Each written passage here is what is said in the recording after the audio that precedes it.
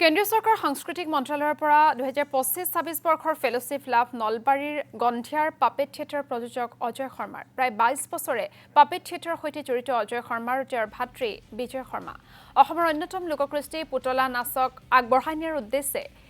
দুই ভাতৃৰ নেতৃত্বত গঢ় লৈ উঠিছিল নটৰাজ পাপেট থিয়েটাৰ অসমৰ বাহিৰতো তেওঁলোকে প্ৰদৰ্শন কৰিছে পাপেট থিয়েটাৰ শেহতীয়াকৈ কেন্দ্ৰীয় চৰকাৰ সাংস্কৃতিক মন্ত্ৰালয়ৰ পৰা ফেলোশ্বিপ লাভ কৰি উৎফুল্লিত হৈ পৰিছে নটৰাজ পাপেট থিয়েটাৰৰ পৰিয়াল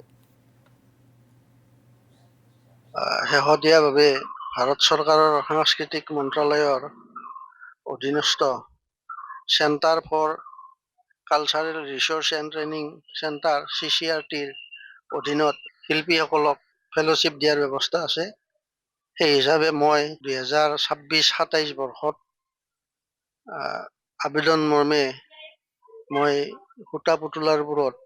ছিনিয়ৰ ফেলোশ্বিপৰ বাবে নিৰ্বাচিত হৈছোঁ আৰু এই ছিনিয়ৰ ফেলোশ্বিপ এৱাৰ্ডটো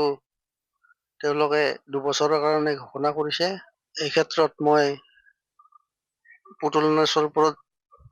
যে কাম কৰি আছোঁ তাৰ ক্ষেত্ৰত এই ফেলোশ্বিপত যথেষ্ট সহায়ক হ'ব বুলি মই আশা কৰিছোঁ।